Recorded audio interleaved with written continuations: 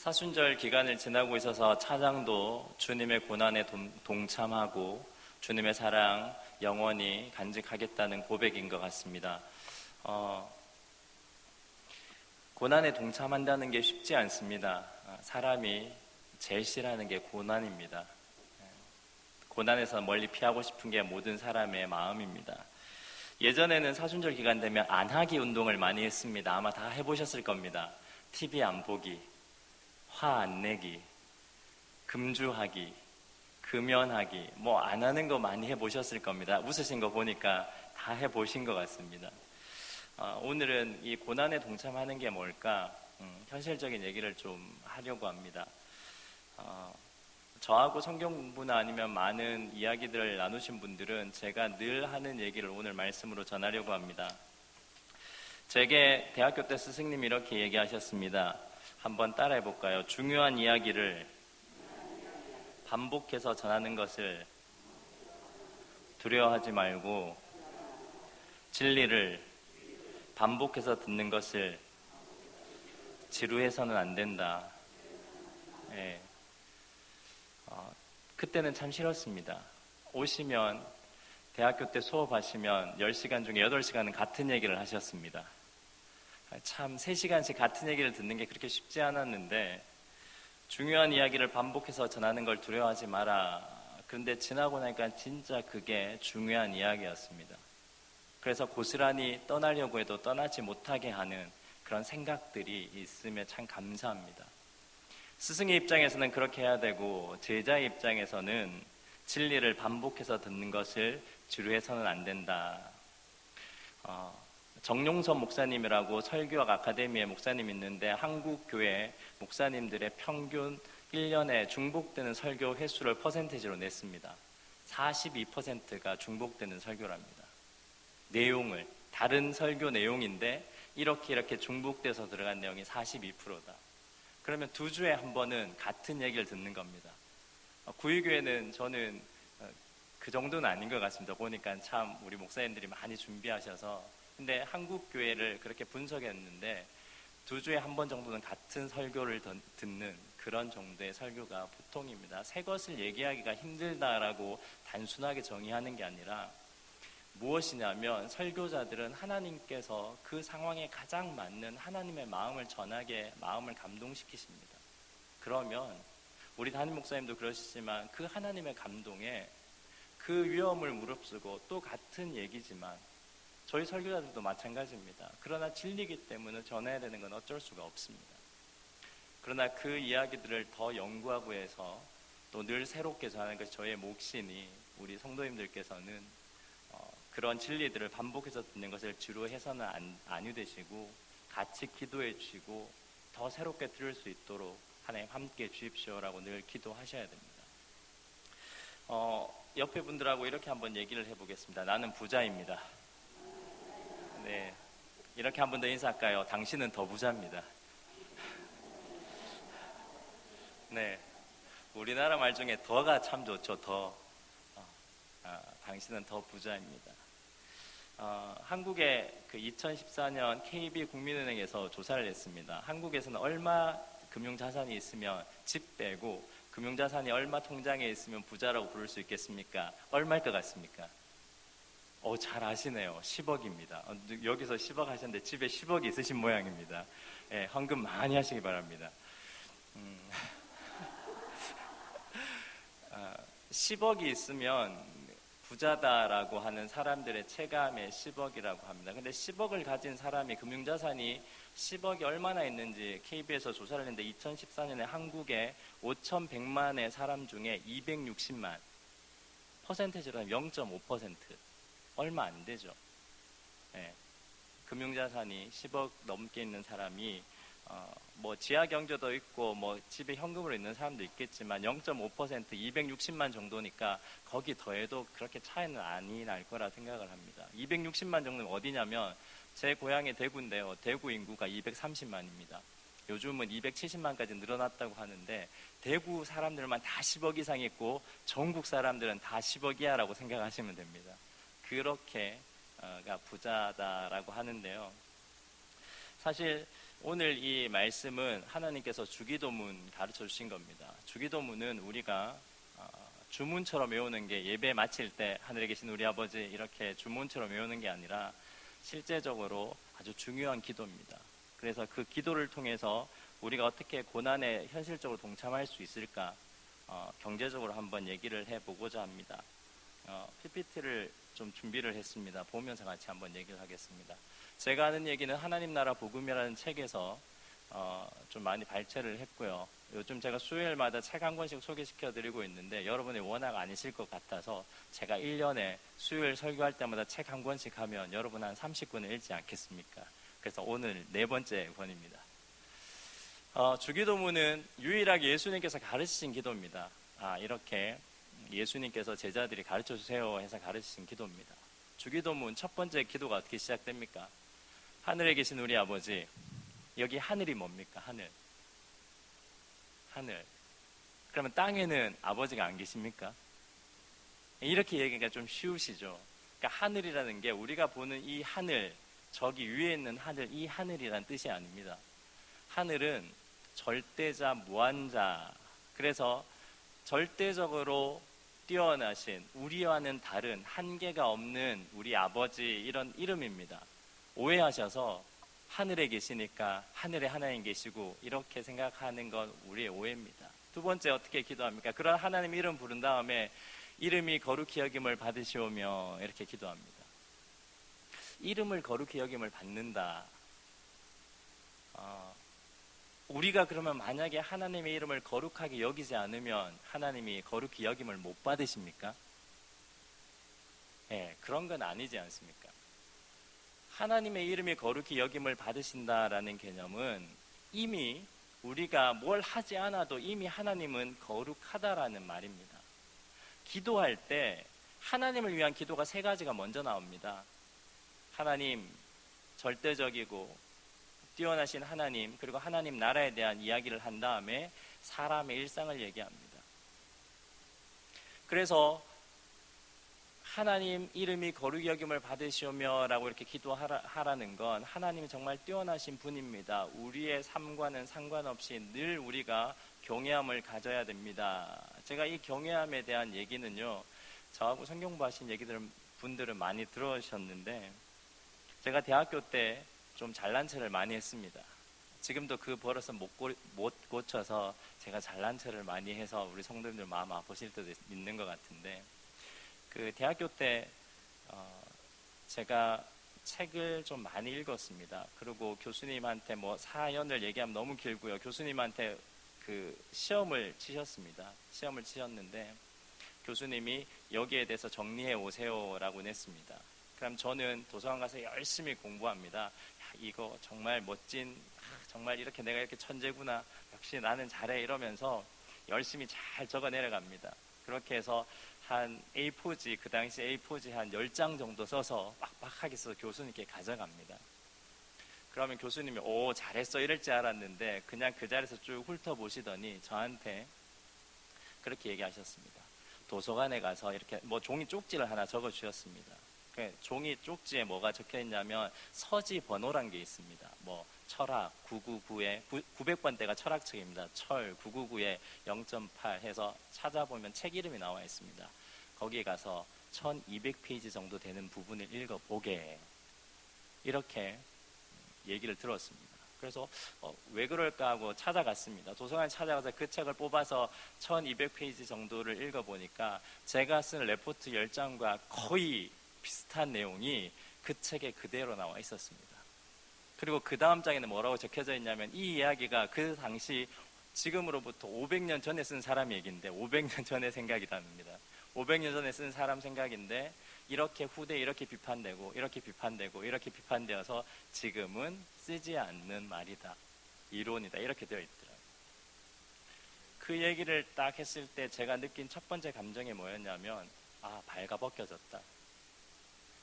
그 당시 저는 좀 뭔가를 안다고 생각해서 교수님 수업만 들어가면 손 들고 막 질문해서 교수님 그럼 아이들은 쟤는 저런 질문도 해, 막 이렇게 바라보았는데 그때부터 제일 앞자리에 앉아서 그 교수님만 들어오면 수업 시간에 딱 엎드려서 아무 말도 못하고 필기만 했습니다. 나를 다 알고 있다. 내가 발가벗겨졌고 나의 추함과 나의 모든 밑바닥까지 다 알고 있다는 감정을 딱 아는 것, 그게 경외함입니다. 저는 예배의 감정을 교회 와서 배운 게 아니라 그렇게 수업 시간에 그 교수님을 통해서 배웠습니다. 하나님의 이름이 거룩하다라고 하는 건 하나님이 내 속속들을 다 안다는 겁니다. 부끄러워서 발가벗겨진 것 같아서 내가 어떻게 숨을 수도 없고 그 사람 앞에는 자랑하려고 내가 뭐 할 수 있습니다, 뭐가 있습니다라고 못하는 그 지경, 그게 주기도문에서 가르쳐준 이름이 거룩히 여김을 받으시오면. 그 다음에 나오는 기도 제목이 누가복음 2절에는 나라가 임하시오며 되어 있습니다. 근데 마태복음에는 요 구절이 하나가 더 들어가 있습니다. 뜻이 하늘에서처럼 땅에서도. 그러니까 나라가 임하시오며 라고 하는 게, 첫 번째는 예수님께서 기도 가르칠 때 아버지의 이름을 거룩하게 여김을 경외해야 된다고 가르치셨고, 두 번째는 하나님 나라에 대해서 얘기하십니다. 나라가 임한다, 그렇게 얘기를 합니다. 나라가 임한다고 하는 걸 마태복음에서는 뜻이 하늘에서 이루어진 것 같이 땅에서도 이루어지이다, 이렇게 표현을 하고요. 나라가 임한다는 게 우리가 자꾸만 죽어서 천국 간다, 천국 간다고 하는데 그건 반은 맞고 반은 틀렸습니다. 하나님께서 예수님을 통해서 너희를 위하여 처소를 예배하러 간다고 했으면 우리가 영원히 살 수 있는 천국은 이미 하나님께서 만들어 놓으셨습니다. 그러나 예수님께서 오셔서 나라가 임한다라고 하는 건 하나님이 생각하고 예수님이 원하시는 나라가 하늘 뜻처럼 이 땅에도 이루어져야 된다라는 겁니다. 그래서 하나님이 원하시는 마음으로 살아가는 삶을 거부하지 않고 온전하게 그 나라를 실현할 수 있는 사람들이 생겨나야 된다. 그러니 너희들은 먼저 이 하나님의 마음을 알고 하나님 나라가 이 땅에 임하길 소원하면서 살아야 된다라고 하면서 주기도문의 세 가지 삶에 대해서 얘기를 하시는 겁니다. 주기도문이 우리가 외우는 주문처럼 그런 게 아니라 하나님은 나를 하시는 이런 거룩하시고 경외받기에 마땅한 분이니 그 하나님의 나라를 이 땅에 이루어야 된다, 온전히 실현해야 된다는 우리의 고백의 기도가 나와야 됩니다. 그러면서 이 세 가지 주기도문을 얘기한 다음에 예수님께서 예화를 하나 해주십니다. 우리 성경 말씀을 보겠습니다. 5절 한번 보겠습니다. 11장 5절입니다. 같이 한번 읽겠습니다. 시작. 또 이르시되 너희 중에 누가 벗이 있는데 밤중에 그에게 가서 말하기를 벗이여 떡 세 덩이를 내게 구워 달라. 자, 어떤 사람이 찾아갑니다. 찾아가서 얘기하는데 떡 세 덩이 주세요라고 얘기합니다. 6절을 읽겠습니다. 시작. 내 벗이 여행 중에 내게 왔으나 내가 먹일 것이 없노라. 등장인물이 몇 명입니까? 제가 많이 말씀드렸죠. 등장인물이 몇 명입니까? 2명입니까? 3명입니까? 등장인물이 2명입니까? 3명입니까? 3명이죠. 한 사람이 여행 가다가 밤중에 먹을 게 없어서 친구 집에 갔습니다. 친구가 잠옷으로 나왔습니다. 야, 왜? 야, 가다가 배고파서 그런데 떡 좀 줄래? 근데 이 친구가 떡이 있었습니까? 없었습니까? 없었습니다. 그래서 이 친구가 돌아서서 부잣집에 찾아갑니다. 그렇게 해서 6절에 내 벗이 여행 중에 내게 왔는데 내가 먹일 것이 없습니다. 자기 떡 구하러 간 게 아니고요. 여행 중에 친구가 왔는데 떡이 없어서 그 친구 떡 구하러 밤중에 부잣집에 간 이야기입니다. 이제 이해가 되십니까? 예. 그렇게 해서 8절에 너에게 벗됨으로 인하여는 일어나서 주지 아니하였으나 벗이 아니니까 당연히 안 되죠. 그 간청함을 인하여 주었다. 그래서 우리가 이 얘기를 어떻게 해석을 하느냐, 제가 이제 이 주기도문과 함께 해석을 해드리려고 합니다. 우리나라가 처음으로 2014년에 파리경제대학에 우리나라 상위 1% 소득을 공개하지 않다가 2014년에 처음으로 파리대학에 저 자료를 올렸습니다. 잘 보이실지는 모르겠는데 우리나라 상위 1% 소득 점유율이요, 파리대학에 있는 자료를 우리가 그대로 하면 한국이 12.23%, 5,100만의 사람 중에 1%가 우리나라 소득의 12.33%를 가져간답니다. 뭐 그럴 수도 있겠다, 다른 나라도 그러니. 근데 더 심각한 건 상위 10%를 한번 봐주세요. 오른쪽에 상위 10% 소득 점유율을 보면 한국이 얼마가 되어 있습니까? 44.87입니다.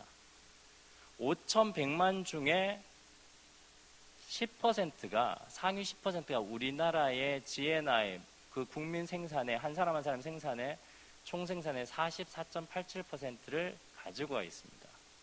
굉장히 심각한 수준입니다. 미국은 더 심한데요. 48.16인데요. 근데 미국은요, 여기에서 기부하는 퍼센테이지가 70%가 넘습니다. 그러면 70%를 곱하면요, 7, 5, 35, 35%를 빼야 됩니다. 빌 게이츠 같은 경우는 280억 달러, 몇백 조가 넘죠. 그런 걸 기부를 했습니다. 그만큼 미국에는 기부 문화가 있어서 13%대로 떨어지면 덴마크보다 더 적게 가진 그런 나라가 됩니다. 우리나라는 이렇게 돼 있는 걸 이제 2014년에 등재를 했습니다. 국민 총소득이 우리나라가 작년에 그 인구 센서스 5년마다 해서 2015년 자료가 나왔는데 27,561달러, 3,198만 원입니다. 한 사람이 갓난 아기까지 우리나라 5,100만 다 하면요 1조 6천 달러 정도 됩니다. 근데 한 사람씩 나누면 아기든 할아버지든 다 한 사람이 1년에 3,198만 원을 번다는 겁니다. 자, 그러면 단순하게 계산을 한번 해볼게요. 3,198만 원을 5,100만의 인구가 다 하면 우리나라 전체가 가진 돈입니다. 그 중에 상위 10%가 100분의 45를 가져가니까 남은 90%의 사람들 4,590만이 0.55를 가져가는 겁니다. 그래서 한 사람씩 나누면 한 사람씩 가져가는, 상위 10% 빼고 한 사람씩 가져가는 돈이 1,954만 원입니다. 그러면 4인 가구를 기준으로 봤을 때 1년에 1,954만 원씩 버니까 4명 곱하면 7,800만 원. 1년에 한 가족에 우리나라 평균 7,800만 원 정도 받아야지 우리나라의 중산층이라고 할 수 있는 겁니다. 그렇게 계산하면, 단순 계산하면 그러면 우리 집은 7천만 원 못 버는데 이런 분이 꼭 계실 겁니다. 근데 이 수에 허상이 있는 게 뭐냐면 무서운 게요, 우리나라 구조가 너무 기형적입니다. 하위 50%, 우리나라 5,100만 중에 2,550만이 국민 총생산의 5%만 가지고 있습니다. 별로 안 놀라시네요. 하위 50%가 5%를 나눠 가지는 게 우리 대한민국이고요. 5,100만 명 중에 2,550만 명입니다. 상위 10%가 우리 총생산의 45%를 가지고 가고요. 10명으로 따져보면 1명이 반을 가져가고요. 거의 반을 가져가고 그 위에 4명이 50% 가져가면 이제 5% 남습니다. 그걸 밑에 있는 50%가 차지하는 나라가 우리나라입니다. 그럼 다시 계산해 보면요, 3,198만 원을 5,100만이 한 사람씩 다 벌면 이게 국민 총생산입니다. 그 중에 5%는 0.05%고요. 요 돈을 5,100만 중에 50%, 2,550만 원이 같이 나눠 쓰고 있습니다. 그러면 한 사람당 320만 원입니다. 그러면 4인 가구로 쳤을 때는요, 1,279만 원. 한 달 벌이가 거의 100만 원, 105만 원, 101만 원. 4인 가족의 한 달 벌이가 100만 원 정도 되는 가정에 우리나라의 50%가 있다라는 겁니다. 이게 우리나라 경제 구조입니다. 그런데 너무 심하지 않아요? 우리는 안 그런 것 같아요. 서울 살아서 그렇습니다. 시골 가보면 이런 거 확 느낍니다. 지금 이건 한국에서 파리대학으로 넘긴 자료고요.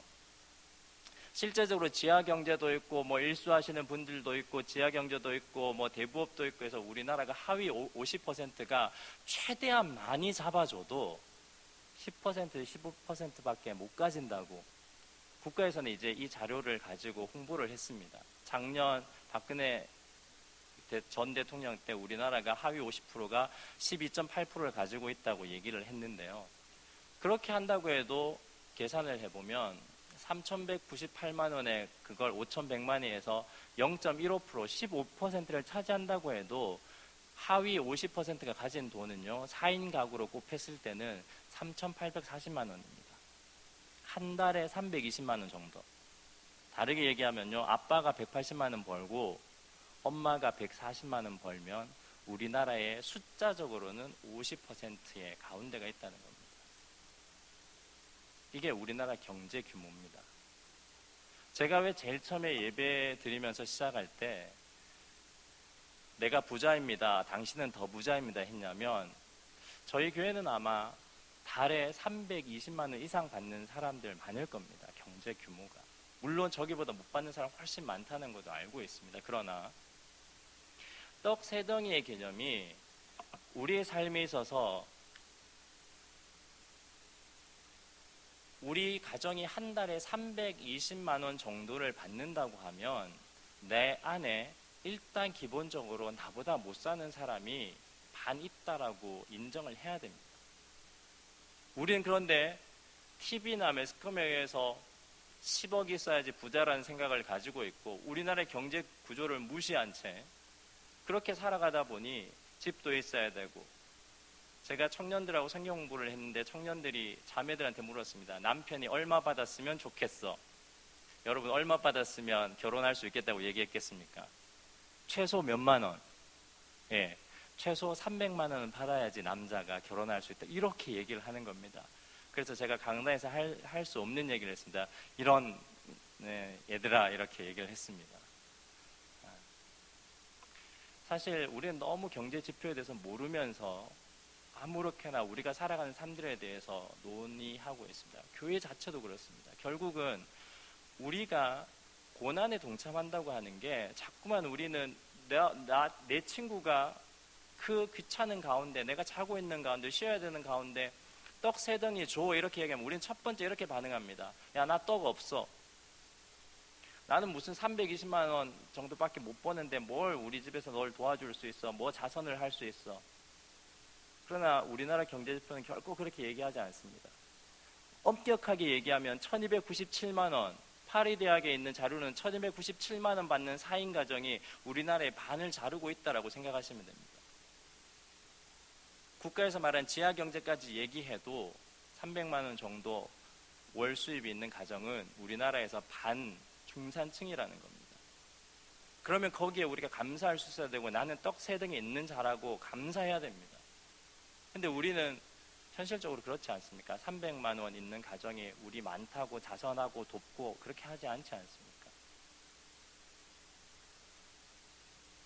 여기 보면 이 일들이 내가 있기 때문에 누구한테 가야 되냐면, 내가 정말 두 번째로 없다라고 생각하면 가라는 겁니다. 너 정말 돈이 없어? 정말 가난한 사람도 있습니다. 그러면 그렇게 연약하고 약한 자가 우리 주위에 와서 도와달라고 할 때, 그런 예수 그리스도의 나라, 하나님 나라에 동참할 때 어떻게 해야 되느냐? 없을 때는 그냥 거기서 멈추라는 게 아니라 한밤중이더라도 또 가라는 겁니다. 간청하라는 겁니다. 이 간청하다는 뜻이요, 부끄럼 없이 뻔뻔하게 모렴치하게 이런 뜻입니다. 간구한다 이런 뜻이 아니라요, 그냥 얼굴에 철판 깔고 가라는 겁니다. 쉽게 얘기하면 편지 쓰라는 겁니다. 삼성 이재용 회장에게, 이재용 회장님 일하시는데 너무 애를 많이 쓰십니다.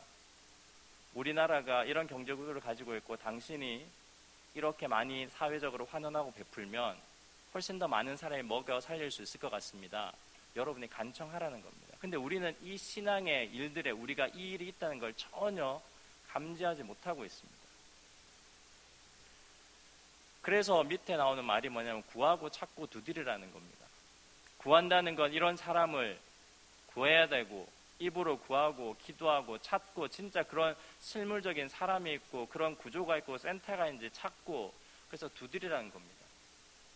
여기에 두드리다라고 했을 때 열린다라는 말에, 그 열린다라는 말이 문이 열린다 이런 게 아니라 성령이 오셔서 그 마음을 바꾸어서 열려주게 하신다라는 뜻을 가지고 있습니다. 그래서 마지막 절에 너희가 이렇게 구하면 아버지께서 성령을 주시지 않겠느냐, 성령님께서 오셔서 너희가 그렇게 간청하면 이 사회를 바꾸어주고 그 가진 자의 마음을 변화시켜 줄 테니 너희가 그렇게 있다고 먼저 생각하고 나누어주고, 없다면 그런 자들에게 가서 간청해서 그 경제력을 풀 수 있도록 기도하라. 그게 이 이야기입니다. 왜냐하면 예수님 시대, 그때는 안 그랬잖아요. 천만에요. 예수님 시대 소장농이 70%가 넘었습니다. 요세푸스의 얘기들, 역사학자들 얘기들 다 해보면 예수님 시대의 소작농이 70%가 넘었기 때문에 예수님이 밭씨 뿌리는 비유, 그런 밭의 비유 이런 것들을 할 수 있었던 겁니다. 예수님도 이 시대도 그렇게 가진 사람들을 하나님께 구함으로 풀 수 있도록, 그래서 예수님 첫 번째 설교가 희년의 설교입니다. 왜 희년이 다 끼워졌느냐, 다시 돌려주고 주인에 다 찾아주라, 이런 설교를, 강단 첫 번째 설교를 할 수밖에 없었던 겁니다. 그래서 하나님께서 구하는 자에게 성령을 주시지 않겠느냐 이렇게 얘기를 하는 겁니다. 내가 좋아하는 것, 돈 얻기 위해서 간청하라는 건 첫 번째, 그건 기본입니다. 물론 그렇게 할 때 하나님 들어오십니다. 그러나 더 깊이 들어갔을 때는 나는 떡 세 덩이 있는 자니 나누어 줘야겠구나, 정말 가난하다면 더 부자에게 가서 구하고 찾고 두드리라는 그런 말씀입니다. 그래서 이렇게 사는 사람이 쉽지 않습니다. 먹기 힘듭니다. 왜냐하면 요즘 300만 원 벌어서 4인 가정이 살아가기는 너무 쉽지 않은 경제 구조입니다. 그럼에도 300만 원 버는데도 내가 헌금도 하고 가난한 사람도 돕고 옆집에 있는 연약한 자도 돌보려고 하면 밥 먹기 힘듭니다. 그러니 하나님께서, 예수님께서 뭐라고 합니까? 일용할 양식 달라고 기도하라는 겁니다. 하나님 밥은 먹여주셔야죠. 그렇게 기도하라는 겁니다. 두 번째는 죄 지은 자를 용서해 주십시오라고 누가복음에 나와 있는데, 우리가 죄 지은 모든 사람을 용서하니 우리 죄도 사하여 주옵소서라는 이 죄가 두 단어가 다릅니다. 첫 번째는 빚이란 뜻이고요, 내가 빚을 졌다 할 때 그 빚이고, 두 번째는 하마르티아, 죄라는 겁니다. 다르게 얘기하면 우리에게 빚진 자가 경제 구성 너무 많습니다. 우리는 하루 14시간씩 12시간씩 일하는데 받는 급여는 적은데, 경제 규모상 그렇게 14시간 일한 이 노동자와 6시간, 7시간 회사에 잠깐 와서, 물론 그렇게 중요한 일을 결정하는 거지만 6시간 일한 사람은 노동급여에 있어서 일한 만큼 못 받는 구조가 되었습니다. 왜냐하면 벌써 이 나라가 규모가 규모를 움직이는 사회가 되었기 때문입니다. 그러면 정직하게 얘기했을 때는 부자들은 빚을 진 자들입니다. 노동자에게 빚진 자들입니다. 그리고 부자들은 그 경제의 규모를 만들었기 때문에 그 경제의 규모를 만들기 위해서 밑에서 아둥바둥 열심히 살아가는 우리 생산자들과 그 캐셔들, 여러 가지 허드렛일을 하는 사람들의, 그런 사람들의 경제 노동, 잉여 노동을 통해서 그들이 가져가는 겁니다. 이런 얘기들은 EBS만 틀어보셔도 수도 없이 얘기하는 상식들입니다. 부자들은 기본적으로 모든 서민들에게 빚을 지고 있습니다.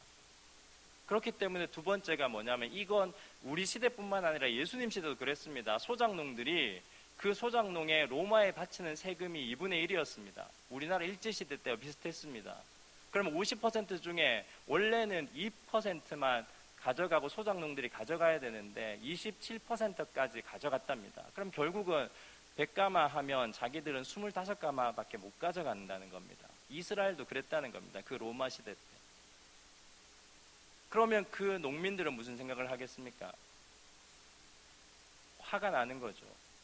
그렇지만 예수님이 오셔서 뭐라고 얘기합니까? 너희들은 가진 자다, 떡 세 덩이 있는 자다, 그 25가마니 중에도 옆에 가난한 자와 약한 자에게 나눠라, 이렇게 얘기하는 겁니다.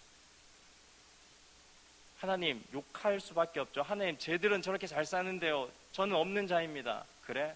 그러면 그들의 마음이 열리도록 기도해라. 더 많이 베풀 수 있게 세리와 그 권력자들이 베풀 수 있게 기도해라. 이게 예수님의 얘기입니다. 그래서 두 번째 기도가, 그렇게 우리에게 빚 지은 자를 구박하고 외면하고 정죄하지 말고 용서하라는 겁니다. 그렇게 했을 때 하나님께서도 너희들을 죄에 있다 얘기하지 않으신다라는 겁니다. 그리고 그렇게 살다 보면 그냥 세상 말로 짜증이 납니다. 그러니 이렇게 살기 싫습니다. 교회 다니기 싫습니다. 예수님 믿기 싫습니다. 그래서 그냥 악에 빠져서 세상 사는 사람들처럼 나도 속이고 쏟고 덜 100가만이 걷었는데 60가만이 걷었다 얘기하고 뒤로 꿍쳐놓고, 그렇게 하고 60가만 중에 반은 30가만은 로마에 바치고 한 10가만은 주인 주고 자기 빼돌려서 그렇게 사는 사람도 그 당시 많았다고 기록하고 있습니다. 그런 게 시험입니다. 악입니다. 나도 세상 사람들 다 속이고 그렇게 사는데 나도 그렇게 살면 되지. 그런 시험에 들게 하지 말라고 날마다 기도하라는 겁니다. 우리는 이 주기도문의 질을 완전히 바닥으로 떨어뜨려 놨습니다. 그래서 교회가, 세상을 치유해야 되는 교회가 이제는 이 주기도문대로 못 사는, 그래서 세상이 우리를 걱정하는 세대가 되어버렸습니다. 오늘 예수님께서 사신 시대도 우리와 마찬가지였습니다. 제가 조금 강하게 얘기를 했는데 정리를 하면 이렇습니다. 주기도문은 예배 마칠 때 하는 그런 주문이 아닙니다. 하나님이 나의 그런 죄성과 욕심과 나의 그런 아픔과 나의 못먹음과 서름까지 다 알고 그런 나의 발버벗은 모습까지 다 아는 그 하나님이기 때문에 당신의 이름이 거룩함을 받아야 됩니다. 그리고 당신의 나라가 와야 되는데 너무 힘듭니다. 지금 구조가, 사회 구조가, 경제 구조가 너무 힘들어서 이 하나님 나라 못 이루겠습니다. 그래서 나 이렇게 못 살겠습니다. 그때 기도하라는 겁니다. 밥 먹여달라고 기도해라. 굶지 않게 해달라고 기도해라. 그리고 그 구조로 너희를 그렇게 힘겹게 하는 사람들, 그 사람들 용서해라. 그리고 그 많은 자들이, 그렇게 너희들을 착취해서 가져간 자들이, 부한 자들이 그 마음을 열어서 풀 수 있도록 네가 구하고 찾고 두드려라. 그럼 성령을 보내서 내가 그들의 마음을 치유하겠다. 그래서 그들의 손을 열게 만들겠다. 그게 내가 생각하는 나라다. 하나님 나라다. 그러니 너희들 이 하나님 나라가 올 수 있도록 기도하고 그런 사람들 용서하고 그냥 그걸 포기하려고 하는 시험이나 악에 들지 않게 항상 기도해라. 그리고 한마디 더 하자면 너희들, 내가 봤을 때는 소장 놀고 힘들지만 있는 자들이다. 지금 못 먹는 사람 더 많다. 그러니 너희가 먼저 돕고 살아라. 그렇게 얘기하는 것이 예수님의 주기도문입니다. 오늘 우리가 제가 사회 운동을 하자는 게 절대 아닙니다.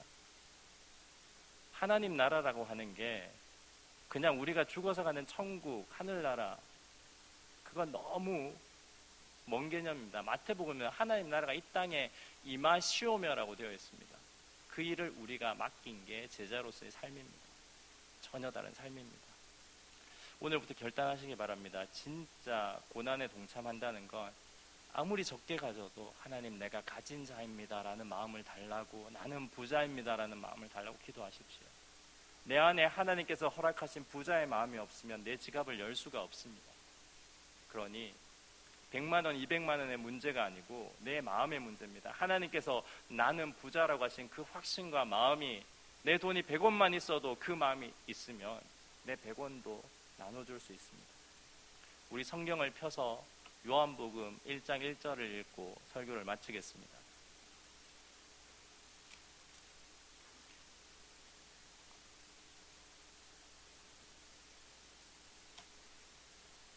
요한복음 1장 1절입니다. 같이 읽겠습니다. 시작. 태초에 말씀이 계시니라. 이 말씀이 하나님과 함께 계셨으니 이 말씀은 곧 하나님이시니라. 아멘. 태초에 말씀이 계셨는데 14절에 보면 말씀이 육신에 대해 우리 가운데 거하셨다고 합니다. 예수님입니다. 말씀은 예수님이고 말씀이 예수님으로 이 땅에 왔으나 사람들이 영접치 아니했습니다. 그런데 더 중요한 건, 놀라운 것은 이 예수님이 곧 하나님이셨다고 합니다. 마지막 과제를 드리겠습니다. 하나님을 믿는다, 그리스도인이다, 예수님을 따른다, 내가 제자다라고 하시는 분들은 하나님처럼, 예수님처럼 그 길을 따라가면 되는 겁니다. 하나님은 요즘 말로 치면 300만 원 셀러리맨으로 이 땅에 오셨으면 그 300만 원을 받았는데 내 쓸 것 299만 원 떼어놓고 10,000원만 자선하고 산 게 아니라 그 하나님이, 이 말씀은 곧 하나님이다. 예수 자체가 하나님, 하나님께서 보내신 예수님, 하나님께서 이 세상에 대속물로 준 이 예수님은 그냥 하나님의 지갑에 든 예수님 아들이 아니라 하나님 자신이었다라고 얘기를 합니다. 예수님을 믿는 제자들은 다 나누는 사람들입니다. 능동적으로 사시길 원합니다. 여러분과 나누십시오. 나누어서 거짓됐다는 얘기가 구의교회는 한 번 정도 나와야 되지 않겠습니까? 저도 한번 노력해 보겠습니다. 제가 이 얘기로 이제 마치는데요. 제가 성경반 팀에 이 얘기를 했습니다. 제가 저희 집에 경제 규모를 보니까 한 달에 300만 원 정도 씁니다. 엄청 많이 쓰죠. 죄송합니다. 제가 많이 씁니다. 그러고 이렇게 아내와 제가 같이 버니까 조금 여윳돈이 있습니다. 그래서 제가 성경부 팀에 이런 제안을 했습니다. 우리 성도님들 성경부 하시는 팀에게 그냥 매번 주기도문 외우고 성경부하고 이걸로 마치지 말고요. 우리 1년에 한 번은 살아있는 희년을 한번 선포해 봅시다.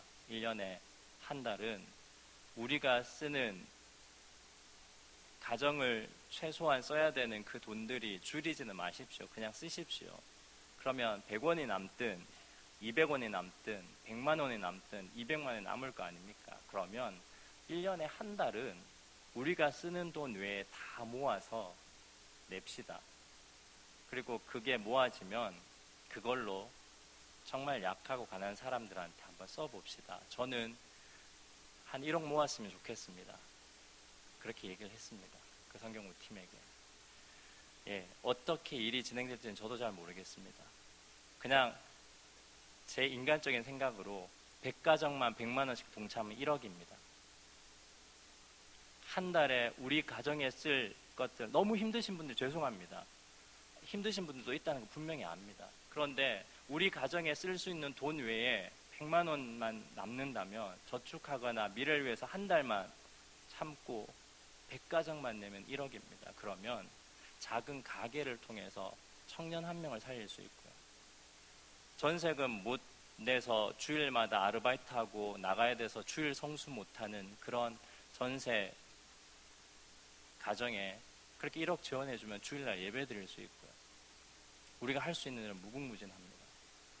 그러니 고날 동참한다는 걸 현실적으로 조금 더 많이 고민하는 우리 교회가 되었으면 좋겠습니다. 어떻게 진행될지는 진행되는 대로 여러분과 함께 나누도록 하겠습니다.